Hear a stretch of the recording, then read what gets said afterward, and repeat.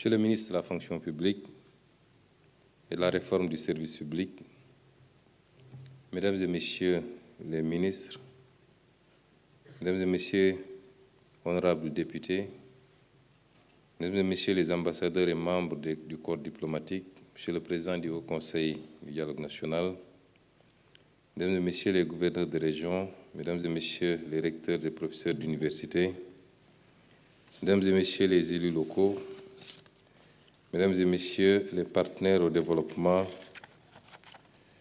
Mesdames et Messieurs les directeurs généraux, directeurs et chefs de service des administrations publiques et parapubliques, Mesdames et Messieurs les représentants du secteur privé, des organisations syndicales et professionnelles et de la société civile, Mesdames et Messieurs les experts membres du groupe de travail COREF, Mesdames et Messieurs les usagers du service public, distingués invités, Mesdames et Messieurs, mbokk yi gannaaw bi ñu leen nuyoo di rafetlu ndajem tey bi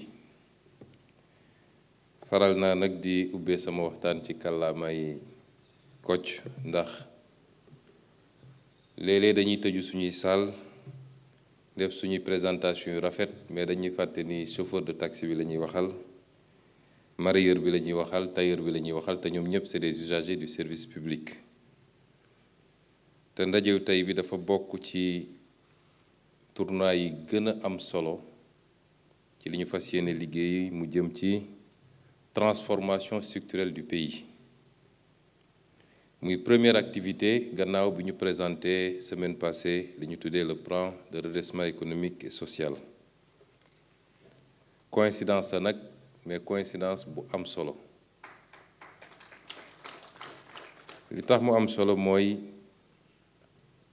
l'un des principaux piliers, pour ne pas dire le principal pilier du plan de redressement économique et social, mais au-delà, l'un des principaux piliers de l'agenda national de transformation, c'est le service public. Mais en même temps, l'un des plus grands bénéficiaires de ce plan de redressement économique et social, ça doit être également ce service public. moo tax bu yàlla defee coïncidence bi am monsieur le ministre yàgg na ma proposer des dates mais fekkoon ñu sëggoon ci liggéey bu am solo boobu di le plan de redressement ma ne ko faaw nga bàyyi rek ba ma pare liggéey boobu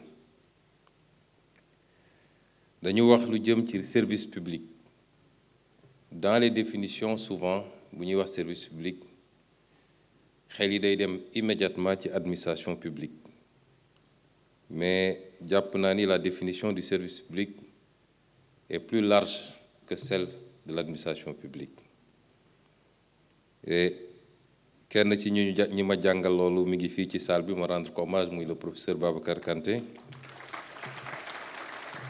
qui a été notre professeur en droit public à l'université de Saint-Louis. Et les définitions qu'on retient de la notion de service public, c'est toute activité d'intérêt général exercée par l'administration ou sous son contrôle.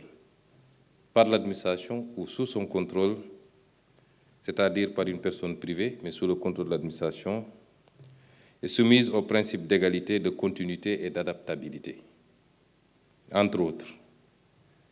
Sous cette acception, la définition du service public est plus large que l'administration publique. Et je considère, moi, en ce qui me concerne, que c'est toute l'action publique, entendue comme l'offre de biens et services publics par l'État. Donc c'est beaucoup plus large. Et c'est pourquoi dans les présentations, tantôt on nous a parlé de l'administration, tantôt on nous a parlé d'offres en biens publics, les infrastructures particulièrement.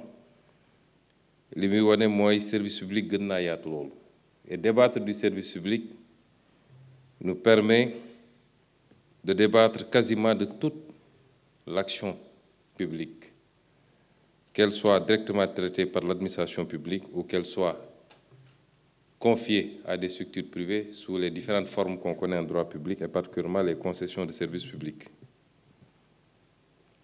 Donc distinguer les collectivités publiques, les pouvoirs publics, l'administration publique et le service public, c'est important pour bien calibrer l'exercice auquel le ministère et le comité se sont livrés durant ces 6 mois. Et si on regarde les services publics de manière générale, c'est vrai, on posera la question de la qualité de l'administration publique. Avons-nous une administration publique calibrée pour faire face à nos ambitions, pour relever les défis qui sont les nôtres?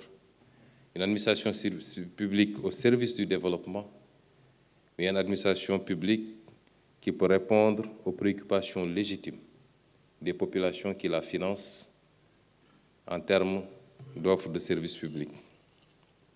La question, évidemment, paraît négative. Tout n'est pas négatif. J'ai dit l'autre jour, nous avons quand même une administration publique. Si on devait la comparer à beaucoup de pays africains, largement au-dessus de la moyenne, avec des fonctionnaires, des hommes et des femmes de qualité, qui chaque jour se donnent le meilleur d'eux-mêmes pour répondre présent. Mais il y a énormément de problèmes également, puisque en la matière, je préfère me comparer aux meilleurs standards, aux meilleurs modèles mondiaux, plutôt que de voir ce qui est à la traîne derrière nous. Et donc, l'administration publique, sous les différentes offres qu'elle peut offrir, notamment en termes d'ordre et de régulation, qui impliquent la défense nationale, la justice, la protection civile, et pour certains même, la diplomatie, la protection sociale et sanitaire, donc les mesures de sécurité sociale et les services publics hospitaliers, l'offre éducationnelle et culturelle. Et je salue la présence du professeur Lamane Baye et tous les acteurs de l'éducation et les acteurs culturels qui font un travail formidable pour nous maintenir ou nous rattacher encore à notre socle culturel, étape indispensable pour bâtir un développement durable. Et enfin, les aspects économiques, notamment, je peux citer l'offre en biens publics et en services publics de transport. Cette administration-là, au Sénégal, est à parfaire. C'est une administration qui, certes, présente une certaine qualité comparée à d'autres pays, mais elle est à parfaire. Et tous les mots qui ont été soulevés ici, je dis que l'exercice qui a été entrepris à travers le comité par le ministère est un exercice à saluer. Mais lépp lu fi juddoo ci constat, exercice c'est à saluer parce que la démarche inclusive est notre option. Ñu boole population yi sur toutes leurs couches ci li ñuy def loolu mooy suñu option. waaye li jibee ci concertation yooyu yëpp defe naa amu ci lenn loo xam ne ëmpoon nañu lu ñu xam la. Les tares de l'administration yi nga xam ne mun nañ ci lim yu bëree bëri loolu lu ñu xamoon la ñun ñëpp. kon comme lu ñu xamoon la ñun ñëpp te yàgg koo def ci ay exercice ay rapport yu bëree bëri jiitu nañu lii ñi ngi ci tiroir yi waaye à l'application on se rend compte toujours qu'il y a un problème. Problème yi ñu soulevé fii wax nañu problème mu accès ou accessibilité du service public. loolu dama wax ni dafa gën a yaatu l'administration publique kese ndax wax ngeen ni dans certaines zones on déplore même presque l'absence de l'État. Service public de santé wala d'éducation wala yeneen yi ne amu fa léeg-léeg bu amee benn agent fay nekk bu tëjee bureau bi dem Dakaru parce que dañ ko woo atelier wala séminaire service bu bloqué na. tali yi nga xam ne ñoo war a permettre nit ñi egg ci yenn localité yooyu yëpp ci service public la bokk. kon problème boobu dafay poser question où nous gérer pendant toutes ces années-là l'offre en biens et services publics. Des questionner aussi sur les options stratégiques qui ont été faites dans les décisions publiques. Lan mooy priorité cim réew boo laajee Sénégalais dañ la naan ñun lekk lu baax ci njëg bu yomb faju ci meilleures conditions ak njëg gu yomb suñuy doom mën a jàng école publique particulièrement de qualité parce que c'est l'école de l'égalité des chances li ëpp ci ñi jiite réew mi ba tey ji école publique boobu moo tax ñu jóge ci monde paysan bi nga xam ne bay lañ fa doon def ba mujj a nekk demain des cadres supérieurs dans ce pays ak yeneen yu mel noonu kaaraange bi Sénégal dañ la naan lii mooy suñu priorité moo tax keroog ma ne def des infrastructures de prestige baax na kenn waxul ni tabax ay stade lu bon la ci réew mi tabax ay autoroute lu bon la ci réew mi waaye dans le processus de développement l'État doit offrir les services sociaux de base d'abord parce que c'est une préoccupation importante pour les populations wax ngeen li jëm ci rapportu administration ak les usagers gis naa de plus en plus nag ñu dugal le terme client c'est un terme que j'aime pas beaucoup quand on parle de service public xam naa ni canadiens yi ñoo ko njëkk a commencé renvoyer à une relation client-fournisseur am na fu mu amee solo parce que ça renforce la redevabilité quand le client paye il attend qu'on lui livre la contrepartie attendue mais malheureusement ça mercantilise un peu or l'administration n'a pas cette vocation je préfère qu'on reste sur le terme d'usager du service public problème mu relation administration usager service public dafa am lu bëri loo xam ne lu ñu war a dabu la mu commencé ci formation bi parce que dans la formation à la base boo ko jëlee man j'ai été formé à être inspecteur des impôts waaye ba ñuy nekk ci formation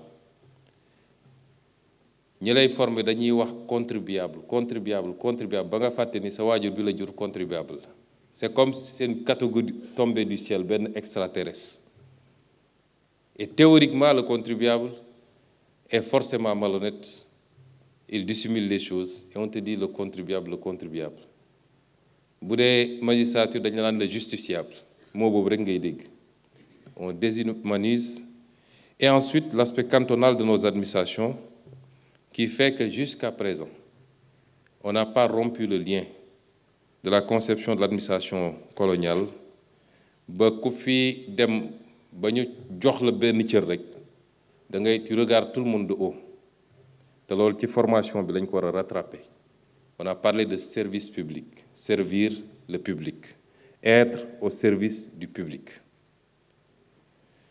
wax nañ fi lu jëm ci corruption un des fléaux de l'administration je le dis et je le redis je crois que la majeure partie des fonctionnaires sont intègres pour avoir côtoyé beaucoup de fonctionnaires dans ma carrière malheureusement il y en a une bonne partie encore qui choisit la facilité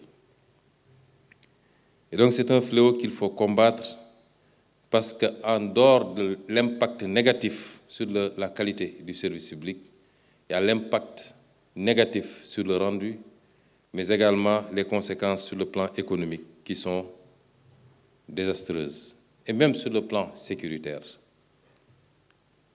quand un véhicule n'a pas été bien contrôlé au niveau de la visite technique parce que quelqu'un a glissé un billet, c'est les 20 morts qu'on déplore après quand il y a accident de la circulation. Ou alors quand le contrôle routier n'est pas correctement fait. C'est la même chose lorsque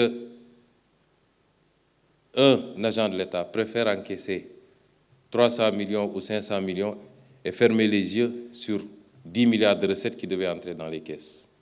C'est un fléau qu'il faut combattre et il faut que chaque fonctionnaire comprenne qu'on ne peut pas être milliardaire en tant que fonctionnaire. Ce n'est pas possible. Quand on veut être milliardaire, il faut faire un autre choix. d'aller entreprendre, en priant que le Seigneur mette sa bénédiction sur vos activités. Voyez, ab fonctionnaire mënul nekk multimillionnaire, waxuma la milliardaire. Et ces dernières années, on a vu ce phénomène et ça n'a pas heurté suffisamment les Sénégalais. Que des fonctionnaires fassent étalage de niveau de richesse indécent, que rien ne peut justifier, quel que soit le niveau de rémunération dans la fonction publique. Nous sommes dans un pays où le président de la République, puisque ce n'est pas un secret, il a lui-même fait sa déclaration, le patrimoine perçoit moins de 5 millions de salaires. Le Premier ministre perçoit 4 millions et quelques de salaires. Les ministres ont moins de 4 millions ou 3 millions et quelques. Comment un fonctionnaire peut être multimillionnaire ou milliardaire dans ce pays? Ce n'est pas possible. Et c'est pourquoi nous saluons les initiatives prises par le président de la République sur le front de la transparence, avec un certain nombre de lois, parmi lesquelles une loi sur la réforme de l'OFNAC, la loi qui protégera davantage les lanceurs d'alerte. Davantage les lanceurs d'alerte, parce que c'est important. Et beaucoup d'autres lois déjà validées en Conseil des ministres ou à valider ultérieurement. La corruption est une gangrène qui existe dans tous les pays, mais statistiquement, il est démontré que c'est dans les pays sous-développés que ça prévaut plus que dans les autres pays. La déontologie, de manière générale. Mais avant d'aller à la déontologie, vous me permettrez de rappeler que souvent, nous nous limitons à apporter des réponses, j'allais dire textuelles, à toute question qui se présente à nous. Mais il y a une dimension sociologique à la corruption. Quelquefois, la question que je me pose, c'est est-ce que notre société elle-même n'est pas corruptogène? Parce que kuñ fi takkal ndomb tànk rek, société bi organisé wu autour de vous. Commencé la def nag ndaanaanu koñ bi. Lu ne ñu tuddee la ko. Yow it nga bëgg a wane ni jàmba ñaaw nga te sa salaire mayewu ko. Alors que tout le monde sait qu'une fonction publique, qu'elle soit politique ou administrative, ne peut pas permettre ce train de vie.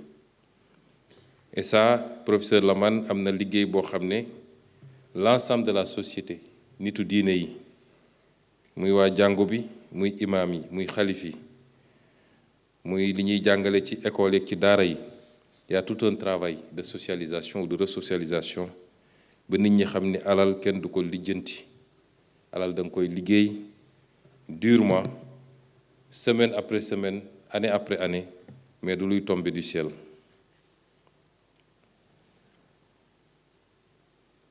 Am na nag un certain nombre de mesures yoo xam ne mën na jëm ci facilité ñu réduire taar yu bari yoo xam ne ñu ngi koy dénoncer ci administration ba ci gabegie bi mooy yàq bi am ci biir administration, les comportements. Daaw dama ñëw jël benn arrêté wax ci ni ñu war a yàqanalee alalu administration, parce que alalu administration c'est l'impôt des Sénégalais. Nit mun na bàyyi climatiseur am mu tàkk week-end bi yépp mu tëj bureau bi dem ñibbi te doomam bu fàtte woon climatiseur bi 10 minutes ci chambre bi boo moytul yaramam dina tàng. Ñu war a mun a considérer le bien public, sinon plus, mais du moins autant que nos propres biens. Sàmmanteeg alalu réew mi, parce que li ñuy yàq ci administration bari na lool. Loolu di ay programmes yoo xam ne am na lu ñu ci war a def ci formation, mais également ci réglementation. Moo tax ñu jël décision samp lu ñuy wax lu mel ni centrale d'achat ba nga xam ne lépp lu xam dafa jëm ci lu ñuy jënd ci administration ñu mun cee am benn droit de regard pour éviter yàq bi ak surfacturation yi, parce que loolu yëpp ci service public la bokk. L'offre de service public léeg-léeg li ñuy def pour tabax benn yoon mënoon a tabax ñetti yoon, li ñuy def pour tabax benn yoon mënoon na def ñetti yoon. Bi ma demee Côte d'Ivoire temps yii dama dem visiter le stade de Boaké qui est presque aussi beau que suñu stade bi. Ñu ne ñoom 54 milliards lañ ci def, ñun fii def nañ 150 milliards pour avoir un stade. l'impact des surfacturations sur la capacité à offrir un bon niveau, qualitativement comme quantitativement, de services publics est immense. Et je l'ai dit l'autre jour, rien qu'en renégociation d'un certain nombre de conventions et de contrats, nous sommes à 18% de taux de facturation à moyenne des chantiers publics. Loolu bokk na ci li atténuer les capacités de l'État à offrir un bon niveau de biens et services publics. La qualité également. Je crois que dans le reportage, le professeur Babacar Kanté a dit qu'il n'y a pas de pléthore en matière d'effectifs. C'est certainement vrai. Mais il y a deux problèmes qui se posent. Le premier problème, c'est l'impact budgétaire de cette fonction publique aujourd'hui. Quand, dans certains services, la totalité du budget est occupée par les chartes de fonctionnement, il y a un problème. Mon premier problème. C'est pourquoi nous allons beaucoup travailler sur l'affinement de la masse salariale et intégrer ou appliquer les dispositions en matière de plafonnement. Parce que j'ai tantôt parlé des revenus du président de la République, du gouvernement, mais ici au Sénégal, il y a des directeurs généraux qui perçoivent 4 fois, 5 fois, 7 fois plus que le président de la République. Il y a quand même un dysfonctionnement à ce niveau-là qu'il faut corriger. Yéene nañ ñëpp nag fonctionnaires yëpp nekk am xaalis bu bari, mais fonction publique aussi, c'est une logique dans la rémunération. Deuxième problème bi am mooy la qualité. Il faut reconnaître que depuis les années 2000, on est entré dans une frénésie de recrutement qui ne répond quelquefois à aucun critère que la proximité, politique ou familiale. Des gens qui ne savaient ni lire ni écrire ont été recrutés.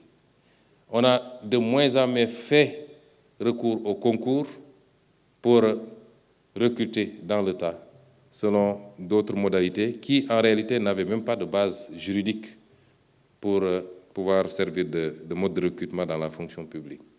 Et ça impacte malheureusement aujourd'hui sur la qualité de notre fonction publique. Mesdames et messieurs, c'est autant d'éléments. J'aurais pu peut-être continuer à en dérouler, mais c'est vous dire que les enjeux relatifs à la fonction publique sont des enjeux qui nous interpellent, qui nous intéressent, sur lesquels nous avons beaucoup réfléchi et beaucoup produit depuis des années, en tant que fonctionnaire d'abord. Et c'est pourquoi, parmi les éléments qui impactent négativement aussi, qu'on ne peut pas empêcher de toucher du doigt, c'est l'articulation de notre droit syndical au Sénégal. Je parle en connaissance de cause, puisque j'ai été syndicaliste pendant 8 ans au moins, que j'ai dirigé un syndicat. Oui au droit syndical, oui à la revendication. Quand je prenais l'option de créer un syndicat aux impôts et domaines, c'était lié à plusieurs facteurs. En tant que jeune inspecteur qui était très exposé, puisque j'étais dans un domaine que je n'ai pas besoin de vous présenter, j'avais un niveau de rémunération qui ne me permettait pas d'assurer correctement même mes charges locatives à temps. Et j'ai dit, il n'y a que deux options. Faire comme beaucoup, ce que je ne ferai jamais par rapport à des convictions personnelles, ou alors poser le débat de la rémunération transparente, équitable de l'ensemble de ceux qui font ce travail qui est extrêmement difficile, mais qui n'est pas plus méritant que d'autres activités. Comme j'ai toujours l'habitude de le dire, être inspecteur des impôts n'est pas plus valorisant qu'être enseignant, qui permet de former le futur inspecteur des impôts. Et j'ai fait l'option de poser le débat. Le syndicalisme peut être très utile. Il peut permettre d'anticiper sur des questions qui impactent sur la motivation des agents, justement. Parce que les conditions de travail déterminent la performance de temps en temps. Les conditions de vie déterminent la performance également. Mais de quel droit syndical le Sénégal aujourd'hui a besoin par rapport aux défis qui nous attendent, par rapport à la situation dont nous avons hérité, mais par rapport même à l'avenir. L'histoire a montré que la stabilité politique, mais la stabilité sociale sont des conditions sine qua non à toute œuvre de développement sur le moyen terme.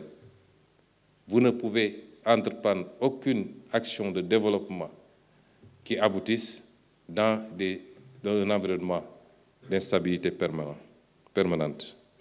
Et c'est pourquoi, dès qu'on est arrivé, j'ai initié le travail avec le ministre en charge du travail pour aboutir à un pacte de stabilité avec l'ensemble des acteurs syndicaux.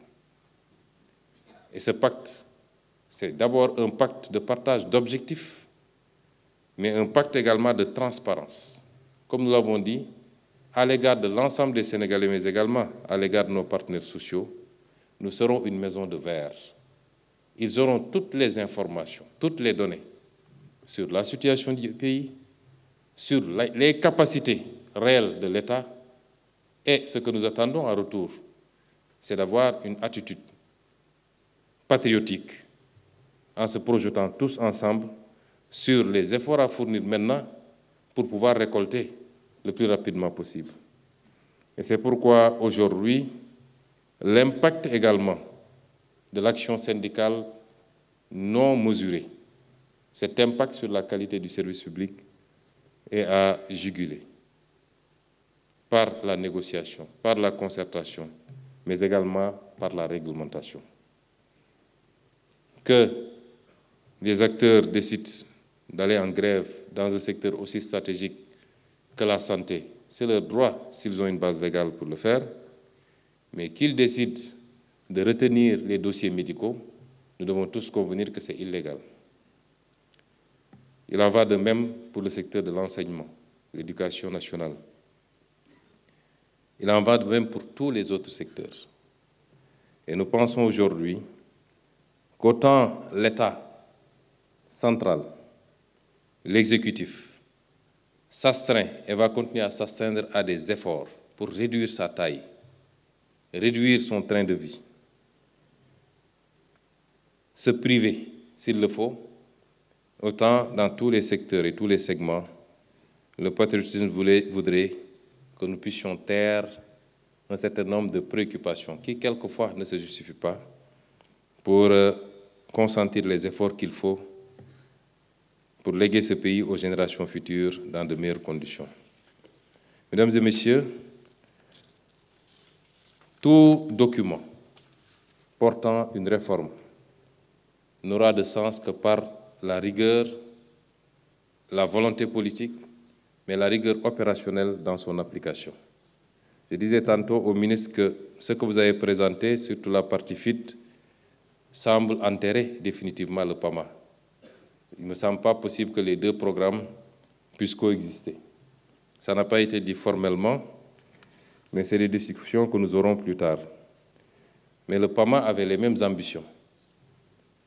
On peut faire l'état des lieux, le bilan, voir ce qui n'a pas marché, les défauts d'articulation, la faiblesse du budget.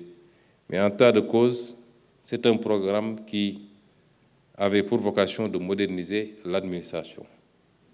Ici, on parle du service public de manière beaucoup plus vaste. Et je pense qu'aujourd'hui, ce que nous avons décidé de faire, ce que nous faisons depuis qu'on est là, sur les outils de pilotage, et c'est pourquoi les outils de pilotage doivent être alignés au modèle qui a été retenu pour la vision de manière générale, notamment par la mise en place de delivery units. Nous avons demandé à tous les ministères d'en faire pour pouvoir faire un pilotage rattaché maintenant au box et pour le pilotage des impacts, parce qu'il y a le pilotage de la performance en tant que tel, et nous allons être très méthodiques et très rigoureux avec le box, mais il y a également le pilotage d'impact. On peut avoir les performances, être à jour, réaliser toutes les actions, mais est-ce que ça a eu les impacts qu'il fallait? Impact social, impact économique. Aujourd'hui, c'est vrai, 20% de leadership politique, et 80% de management, nous sommes tout à fait d'accord et c'est pourquoi aujourd'hui, c'est dans la rigueur, dans l'application de ces mesures que nous allons pouvoir apprécier de la qualité des résultats atteints. En tout cas, je puis vous assurer que vous aurez tout mon soutien. Et je veux parler également au nom de M. le Président de la République, que vous aurez tout notre soutien parce qu'une administration de qualité est l'une des principales clés du succès de l'action publique. Mesdames et Messieurs, je voudrais terminer mon propos par féliciter vivement M. le ministre de la Fonction publique et de la réforme du secteur service public, M. Olivier Boucal et ses équipes, pour l'élaboration de l'agenda national de transformation du service public qui trace la voie d'une administration publique moderne, agile, inclusive et performante, capable d'offrir des résultats concrets, mesurables et durables aux citoyens. Je ne saurais clore mon propos sans appeler à une appropriation forte de cette feuille de route par l'ensemble des parties prenantes et à un engagement nourri des administrations à sa mise en œuvre pour faire du service public un levier de cohésion nationale et de développement durable. Notre administration doit être bâtie pour ses agents sur le devoir de bien servir et pour ses clients. Vous voyez, je n'ai pas lu heureusement le discours. Pour ses usagers donc, parce que c'est le discours préparé par M. le ministre, sur le droit d'être bien servi. Je vous remercie de votre aimable attention.